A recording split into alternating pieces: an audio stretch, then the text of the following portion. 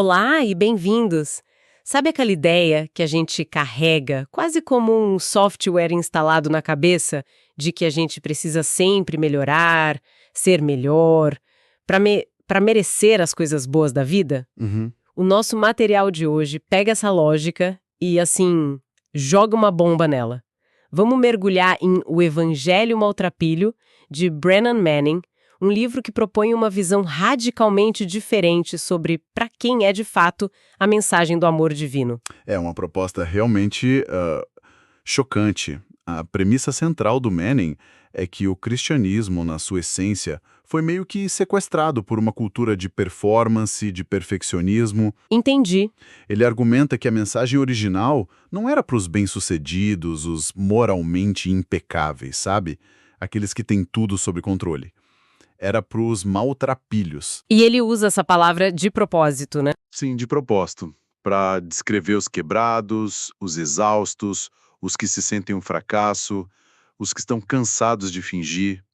E o que a gente vai tentar desvendar aqui é justamente esse paradoxo. Porque essa ideia de graça, para alguns, é um alívio imenso e para outros soa quase como um insulto. Uhum. Vamos explorar como esse evangelho maltrapilho desafia nossas noções de mérito, de Deus e principalmente de nós mesmos, usando as histórias e os argumentos do próprio livro. Ok, vamos começar por um caminho um tanto inusitado que o autor propõe. Ele abre o livro dizendo para quem a obra não foi escrita. Ele já começa excluindo, né? Exato. E ele não economiza nas palavras. Diz que não é para os fariseus modernos, que se orgulham da sua retidão, nem para os acadêmicos que transformam a fé num quebra-cabeça intelectual. E a lista é longa e bem direta. Não é para quem busca uma experiência emocional, tipo, intensa e passageira. Nem para quem acha que a espiritualidade é um conjunto de regras a serem cumpridas para ganhar pontos. Uma espécie de checklist. Isso.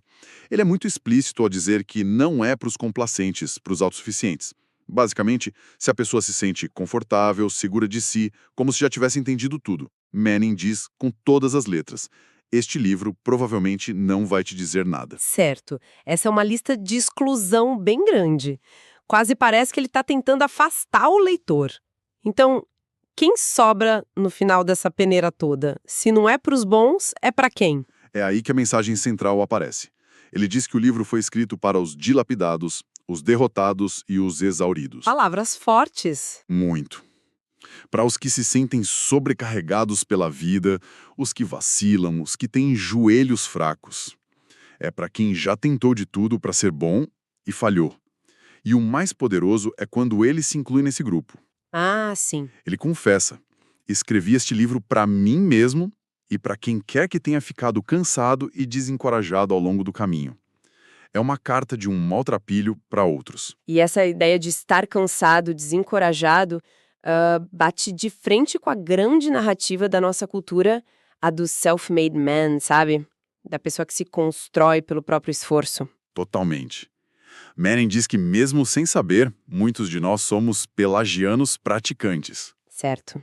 E só para dar um pouco de cor, Pelágio foi um monge lá pelo século V que basicamente dizia que os humanos podiam, com o próprio esforço, alcançar a perfeição sem precisar da graça divina. A teologia do puxe-se pelos próprios cadarços. Exatamente essa. E o Manning diz que, mesmo que a gente negue isso formalmente, na prática a gente vive como se acreditasse que pode e deve se consertar sozinho. A gente tenta, até que dá de cara com a parede da nossa própria insuficiência, né? E aí, o que acontece? Acontece que o livro chama de um longo inverno de descontentamento. É uma sensação de tédio, de viver uma vida de trabalho forçado espiritual, tentando impressionar um Deus que a gente imagina ser um capataz exigente. Que exaustivo. E isso gera uma espécie de desespero sutil, porque a gente nunca atinge o padrão. Essa tentativa de se salvar pelo esforço, na visão de Manning, não é só cansativa. É a negação da mensagem central que ele quer resgatar. E essa ideia de que não conseguimos nos salvar sozinhos nos leva a uma palavra que a gente ouve muito, mas talvez não entenda de verdade. Graça. O livro até brinca que a palavra ficou banal. Sim, tem perfume chamado graça. As pessoas falam em graça e elegância. Perdeu o poder de chocar. Exato. O que é fascinante é como Manning tenta resgatar o choque original dessa palavra, contando a história de Martinho Lutero. Lutero era um monge atormentado. Ele vivia apavorado, né? Apavorado com um versículo da Bíblia, Romanos 1,17, que fala sobre a justiça de Deus. Para ele isso era uma ameaça. Significava um Deus perfeitamente justo que iria, com toda razão, punir pecadores como ele. Ele via Deus como um juiz implacável. Exatamente. Até o dia em que ele teve uma revelação, a grande virada que deu início à Reforma Protestante.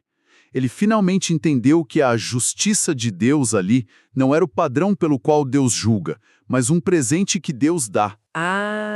Não era uma justiça que a gente precisa alcançar, mas uma justiça que a gente recebe de graça, pela fé. De repente, a frase que o aterrorizava virou a melhor notícia do mundo. Virou a boa nova.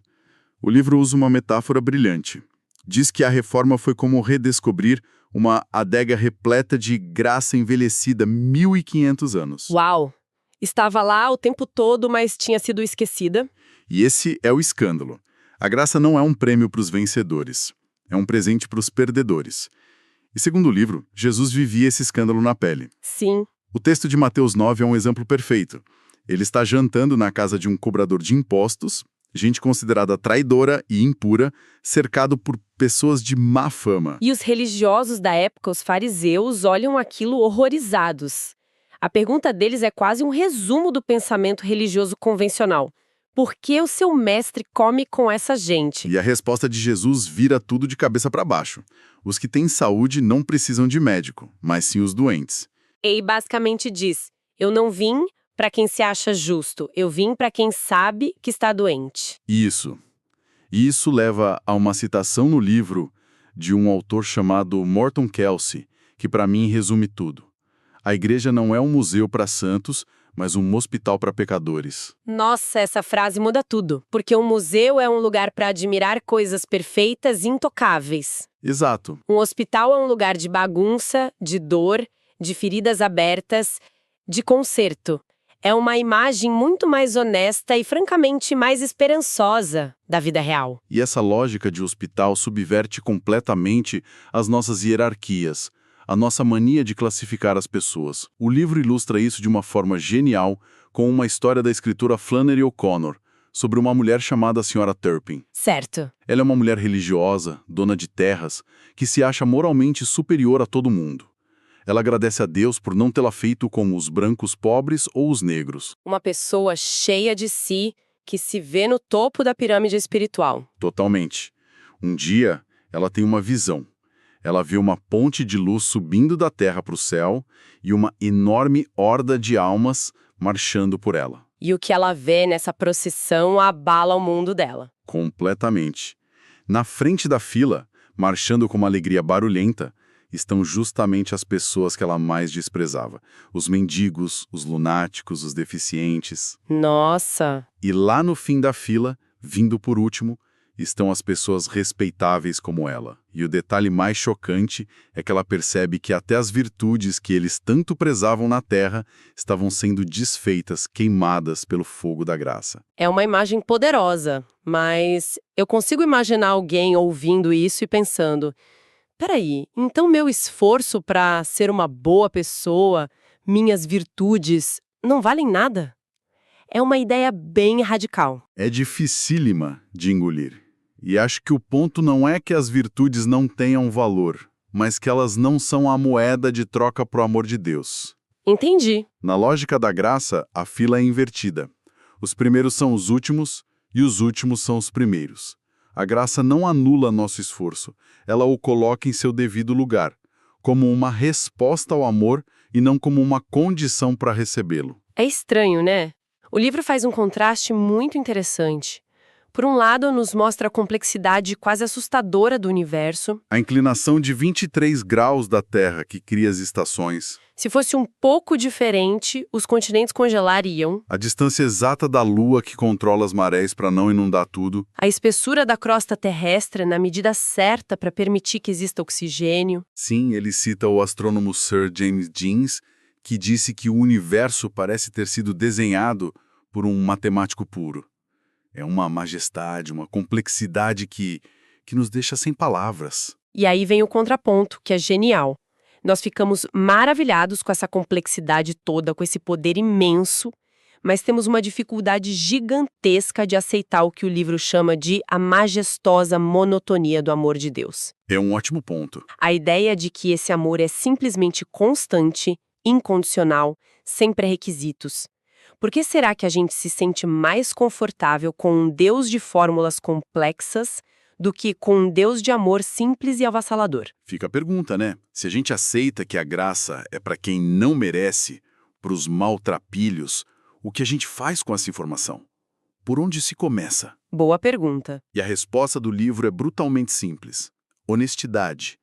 Parar de fingir. Ele usa o exemplo de Jesus dizendo que precisamos nos tornar como crianças. E o ponto de Manning é que Jesus não estava elogiando a inocência das crianças, mas a incompetência delas. Espera aí, incompetência. Essa é uma palavra que choca. A gente geralmente associa a infância com pureza, confiança. Por que o autor escolhe uma palavra tão negativa? Porque incompetência vai direto ao ponto. Uma criança pequena é totalmente dependente. Ela não tem pretensões. Ela não pode merecer o amor ou o cuidado que recebe. Ela não tem um currículo para apresentar. Nenhum. Ela simplesmente recebe tudo como um presente. Ser como uma criança nesse sentido é abandonar a farsa de que somos autossuficientes e admitir nossa total incapacidade de nos salvarmos e simplesmente aceitar o fato de que somos aceitos. E essa honestidade sobre a nossa própria incompetência leva a outra ideia fantástica no livro, que é o manquejar vitorioso. Parece uma contradição, né? Totalmente. Como um manquejar pode ser uma vitória? A vitória, segundo Manning, não é a ausência de quedas, mas a coragem de continuar andando mesmo depois de cair. O grande exemplo é o apóstolo Pedro. Sim. Ele era o líder, fez grandes declarações de fé, e mesmo assim, depois de tudo, ele negou Jesus publicamente com medo. E mais tarde, o livro aponta ele ainda a sentir inveja do sucesso de Paulo. Ele não era perfeito. Ele nunca deixou de mancar. Nunca. Mas a sua fidelidade não foi medida pela ausência de falhas, e sim pela sua insistência em se levantar e continuar seguindo, mesmo mancando. A vitória não está em nunca cair, mas em se recusar a ficar no chão. E para a gente entender o que acontece quando alguém se recusa a admitir o próprio manquejar, o livro traz uma das histórias mais brutais que eu já li. É sobre um executivo chamado Max, num centro de reabilitação para alcoólatras. É uma história devastadora, mas central para o argumento do livro. Max chega para a terapia em grupo e se apresenta como um bebedor social. Ele é rico, bem vestido, articulado. A máscara da perfeição. Exato. Ele projeta uma imagem de sucesso e controle absolutos. Ele diz ao grupo com toda a confiança que bebe exatamente 8 drinks por dia. 2 antes do almoço, 2 depois do trabalho, 2 antes do jantar e 2 antes de dormir. Tudo controlado. O conselheiro, um homem chamado Murphy O'Connor, ouve tudo e diz na lata: "Você é mentiroso." Max fica ofendido, fala da sua reputação. O conselheiro então pega o telefone, liga para o barman do bar que Max frequenta e pergunta, na frente de todos, quantos martinis o Max bebe toda tarde? E o barman responde: "Bem, tenho 6 martinis básicos dele." Nossa, a fachada começa a ruir. E a parte mais terrível ainda está por vir. Sim. O conselheiro então pergunta a Max se ele já foi cruel com algum dos filhos. Max tenta desviar. Pressionado, ele admite vagamente que foi um tanto duro com a filha de 9 anos numa véspera de Natal. E o conselheiro liga para a esposa dele. Ele liga, e a esposa, do outro lado da linha, aos prantos, conta a história verdadeira. Naquela véspera de Natal, Max levou a filha para comprar um presente. Ele a deixou no carro ligado, com aquecedor, enquanto entrava num bar, só por 1 minuto. Ah, não. Lá dentro, encontrou amigos e só saiu à meia-noite completamente bêbado. Meu Deus. E a menina? O motor do carro tinha parado, as janelas congelaram, a menina ficou presa no carro por mais de 8 horas, num frio de 20 graus abaixo de zero. Ela sobreviveu, mas teve os dedos da mão direita amputados pela gangrena e ficou permanentemente surda. Que horror.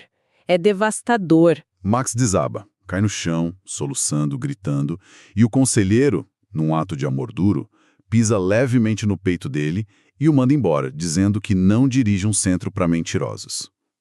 Esse colapso total, essa destruição completa da autoimagem, é apresentado como o único caminho para a cura. É o momento em que o maltrapilho finalmente admite, sem reservas, a sua condição. É o ponto zero, de onde a graça pode, enfim, começar a agir. Então, no final das contas, o evangelho maltrapilho não é um convite para a gente se tornar perfeito. É um convite para a gente parar de fingir que já é. Exatamente. É sobre ter a coragem de olhar para o próprio fracasso, para a própria bagunça e descobrir que é exatamente ali que encontramos um amor que não depende de mérito. É um chamado para uma autenticidade radical. E o livro termina com uma parábola, uma imagem final para a gente levar. É a história de um monge que está sendo perseguido por um tigre. Certo. Ele corre desesperadamente até a beira de um penhasco. E para escapar, se agarra a uma videira e começa a descer. Uma situação de vida ou morte, literalmente. Sim, o tigre está lá em cima, rugindo. E quando ele olha para baixo, vê que o abismo está cheio de rochas pontiagudas. Não há para onde ir. Sem saída. E, para piorar, 2 ratos, um branco e um preto, simbolizando o dia e a noite, começam a roer a videira em que ele está pendurado. Seu tempo está literalmente se esgotando. Parece não haver escapatória alguma. Nenhuma.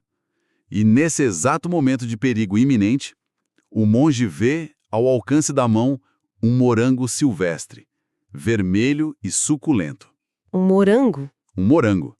Ele estica a mão, colhe, leva à boca, come e exclama: "Que delícia! Este é o melhor morango que já comi na vida." Que imagem! É quase um paradoxo. No momento de maior desespero, encontrar o sabor mais doce. Isso muda completamente a perspectiva sobre o que significa viver o presente. E a reflexão que o livro nos deixa é exatamente essa. Se o monge estivesse paralisado pelo medo do tigre o passado, que o persegue, ou pela ansiedade com as rochas lá embaixo, o futuro que o ameaça, ele teria perdido a doçura, a beleza, a graça daquele único momento presente. Sim. A questão que fica para nós é: em meio aos tigres que nos perseguem e aos abismos que nos aguardam, somos capazes de enxergar e saborear o morango da graça que nos é oferecido, aqui e agora?